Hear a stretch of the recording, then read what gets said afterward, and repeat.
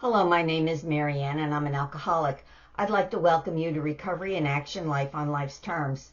This is an open meeting of Alcoholics Anonymous. We're glad you're all here, especially newcomers, in keeping with our singleness of purpose and our third tradition, which states that the only requirement for AA membership is a desire to stop drinking. We ask that all who participate confine their discussion to their problems with alcohol.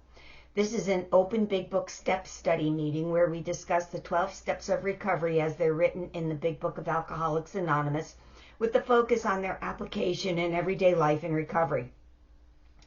This is the 12th session of the 5th cycle of the workshop that was presented on April 20th, 2024, where we completed step 12. Next week, we'll begin a new cycle beginning with the first step.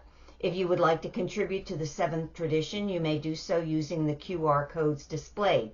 Contributions are applied towards the group's expenses and support our service offices. Recordings of the workshop are available, and if you would like to be placed on the distribution list, please send an email to recoveryinaction462@gmail.com to receive the links. These links are unlisted and not public. I request that you not share them at the public level or post on any social media sites. The workshop typically begins with a brief meditation in which an inspirational music video is played. Because of copyright restrictions, it cannot be on the video. However, a link is provided, and I suggest you take a minute, view the video, and take a brief meditation for yourself before you begin the workshop. As the recording begins, the workshop is already in session. Feel free to contact me if you have any additional questions or require my assistance further. I hope you enjoy the workshop. Another custom of this group is to start the workshop by saying the full version of the Serenity Prayer. We're all familiar with the first part, but many of us are unaware that there is a second part to it, and I believe it's this second part of the prayer that reflects what recovery is all about. So if you would all please join me in the Serenity Prayer. God, grant me the serenity to accept the things I cannot change, courage to change the things I can, and the wisdom to know the difference. Living one day at a time, enjoying one moment at a time, accepting hardship as the pathway to peace, taking as he did this sinful world as it is, not as I would have it, trusting that he will make all things right if I surrender to his will, that I may be reasonably happy in this life and supremely happy with him forever in the next. Amen. In the Big Book, we really start on talking about how many thousands of men and women have recovered from alcoholism. And I hear it all the time. People say, well, I'm not recovered, I'm recovering. I haven't seen anywhere in the book where it says recovering. It says recovered on many occasions, but I haven't seen recovering anywhere. So when we look at this, when we're recovered, we've got the definition here. So then we look at the 10th step promise, which becomes a way of life. And it starts off, we have ceased fighting anything or anyone, even alcohol. For by this time, sanity will have returned. And again, in the Big Book, it defines recovered as the ideas, emotions, and attitudes, which were once the guiding forces of the lives of these men, are suddenly cast to one side, and a completely new set of conceptions and motives begin to dominate them. And then in the appendix of the spiritual experience, it talks about the personality change, and that's what happens to us. Our personalities change, which brings about the recovery from alcoholism. So when we go to the foreword of the first edition, and I think this is really important, it says that we of Alcoholics Anonymous are more than 100 men and women who have recovered from a seemingly hopeless state of mind and body. Again, that word recovered, to show other alcoholics precisely how we have recovered, is the main purpose of this book. And then it later goes on to say that the only requirement for membership is an honest desire to stop drinking. However, that desire to stop drinking is not the only requirement if you are to become recovered. There's other things involved, such as being willing and actually doing everything that the big book says to do. So that brought us to step one. We admitted we were powerless over alcohol, that our lives had become unmanageable. And we're able to look back and see the unmanageability in our lives. And that comes from that self-knowledge. However, self-knowledge is not enough if I'm a real alcoholic. All that does is make me realize I cannot take just one drink without being physically driven to take one drink after the other. This then allows me the opportunity, if I'm spiritually fit, to pass on that first drink. And I can only do this if I'm connected to my higher power, which then brings me to step two, came to believe that a power greater than ourselves could restore us to sanity. Once we come to believe, and again, it can be your conception of that higher power. That's the great thing about this. It's your conception. No one tells you what higher power you need to have. You decide it for yourself. Then that takes us to step three, which is only to make a decision to turn our will and our lives over to the care of God as we understand him. We're turning our will and our lives over to that power. And this is the third step prayer, where we're actually offering ourselves to that higher power, which then brings us to the next step, which starts the process of us getting ready to do that, which is step four, made a searching and fearless moral inventory of ourselves. And when we went through the inventory process, there are 4 inventories for resentments, fears, and harms, both excluding and including our sex conduct. And what we looked at here was that it was our self-esteem, our pocketbooks, our ambitions, our personal relations were hurt or threatened. And this was how all of these had been interfered with. And it was all based on self. It was my self-esteem, my pocketbook, my emotional security, my ambitions, and my personal and sex relationships, which then identified 5 main character defects. I'm selfish, dishonest, self-seeking, frightened, and inconsiderate. And then we had some additional character defects, which expanded upon these 5 basic character defects, which then once we went through that inventory process, we were at step 5, admitted to God, to ourselves, and to another human being the exact nature of our wrongs, which is our character defects.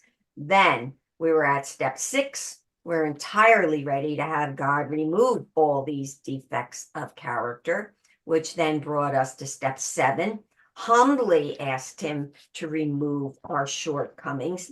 And this is where we actually start living life and asking God on a daily basis. And this is where we ask God to remove every single defect of character that stands in the way of our usefulness to him.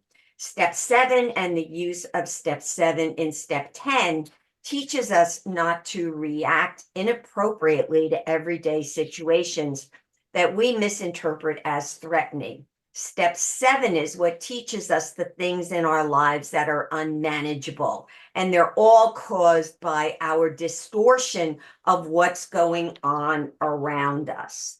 Then we're at step 8, where we just sit down and we make a list of all of the persons we had harmed, and we become willing to make amends. Then step 9, we make direct amends to such people wherever possible, except when to do so would injure them or others. And that's where we start to become a different person. Each step gives us strength to do the next. So once you get to step 8, you want to set right the wrongs. And that brings us to the 9th step, promises, which if you read it, what it says is we're going to be amazed before we're halfway through. We're talking about this phase of our development. So when we're halfway through, the 9th step is when these promises start to come true. And it basically boils down to we suddenly realize that God is doing for us what we could not do for ourselves. That brings us to step 10, where this is the ongoing. We continue to take personal inventory, and when we were wrong, promptly admitted it. This brings us to step 10, which is what we have to do every day. We continue to take personal inventory and continue to set right the mistakes that we make as we cleaned up the past. This is where we enter the world of the spirit. Step 10 is doing the same things we did in steps 4 through 9. But while what we did originally for steps 4 through 9 was used to clean up the things from the past, step 10 is used immediately to clean up things as we move forward. It's very important in step 10 because this is where we start to become recovered. And then we get to step 11, sought through prayer and meditation to improve our conscious contact with God as we understood him, praying only for knowledge of his will for us and the power to carry that out. And last week we went over the step 11, which is where I actually carry out that decision I made back in step 3 to turn my will and my life over to the care of God. And what we do, this is where when we retire at night, we review our day. What have I done today? What have I messed up where I have to do a step 10 on? What needs to be corrected? What lessons did I need to learn today? And then when I wake up in the morning, I think about the 24 hours ahead. I make my plans on how I'm going to incorporate what I learned the day before. And I stay connected to my higher power. I'm constantly praying and I reconnect, and I'm constantly looking for guidance and inspiration from God. That brings us to the 11th step prayer that we went through last week, where we're asking God to make us a channel so that we're able to help others. And that's what brings us now to step 12. Having had a spiritual awakening as the result of these steps, we tried to carry this message to alcoholics and to practice these principles in all our affairs. And now we are in the big book on page 89. That says practical experience shows that nothing will so much ensure immunity from drinking as an intensive work with other alcoholics. And these are the instructions that cover carrying the message and sponsoring. Again, they're in chapter 7 entitled Working with Others. This chapter tells me why I should sponsor, because if I want to stay sober, I have to work with other alcoholics. But there's also some additional thoughts on sponsoring. And I'm going to give just a couple of hypothetical examples as we go through this. First off, well, who should you sponsor? Well, the first hypothetical example rather that I'm going to use is this particular example. For example, I'm someone who has pain in my knee every time I walk. This is because I have arthritis in my knee and there's no cartilage and the bone is deteriorating. I hear there's a meeting of people who had knee pain when they walked, but now they don't anymore. So I go to this meeting and I get a sponsor to give me advice on how to fix this situation. The truth about the person I picked is that she's someone who about a month ago was walking her dog and tripped over the leash. She banged up and bruised her knee and had pain in that knee when she walked. She went home, put her leg up, put ice on it, and took Tylenol. After a few weeks, she was able to walk without pain in her knee. Example number one, hypothetical example. Hypothetical example number two, I'm a real alcoholic who cannot stop drinking. I've lost my job, my family, my home, everyone's respect, and yet I keep drinking because it's impossible for me not to put alcohol in my body.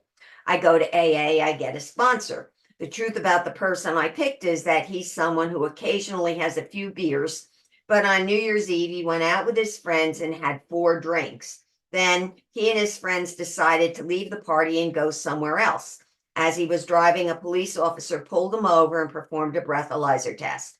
This person got a DWI and went to court. The judge ordered him to go to AA if he wants to avoid going to jail.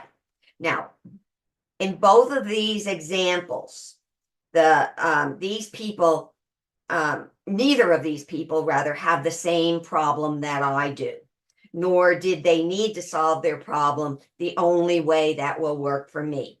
In the case of my knee, having knee replacement surgery instead of putting my leg up and taking Tylenol is what I'm going to need to do. And in the case of being a real alcoholic compared to someone who just had a couple of drinks, but just happened to be in the wrong place at the wrong time, the only way that I'm going to be able to stop drinking is to work the steps as outlined in the big book. This person that just got that DWI, it can just say, well, just don't drink and go to meetings, because they can stop. They may not be a real alcoholic like I am. So the reason I use these examples is to point out, if that you're an alcoholic, you need another alcoholic as your sponsor, someone who will teach you the only thing that can overcome the effects of addiction, of alcohol addiction. And it does say that in the doctor's opinion. The doctor's opinion does state about that the alcoholic is someone who has an addiction to alcohol. You can go in and you can read it. So I'm not getting involved in any of that controversy, because that's what it says in the book. So as an alcoholic, I have to find someone who is another alcoholic like I am, who can take me through the steps and help me to recover. I have to take step 12 to carry this message to alcoholics. The message here is that there is a way out of all this misery, and I just have to do exactly what it states to do in the first 64 pages of the big book. So if you do, the chances are you will not drink again. And you won't feel as bad as you do right now. So another action that I need to take in step 12 is to practice these principles in all our affairs. And we practice these principles in all our affairs in every place that we go. We practice them at work. We practice them at home. We practice them when we're out in the world, in social gatherings, family gatherings. We practice these principles. And it's happened where when we talk about being rigorously honest, we have to be rigorously honest. That's one of the principles in all our affairs, in everything that I do. I have to practice these principles, because we can't plan the outcome of this work.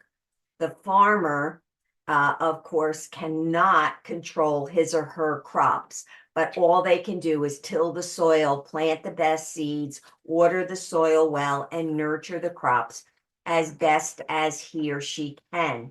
And none of this will guarantee a good harvest. However, ignoring them will guarantee a poor one. So we have to continue to do the work, continue to work with other people, continue to carry the message. So what we do is we plant the seeds of sobriety and recovery in the soil of our lives.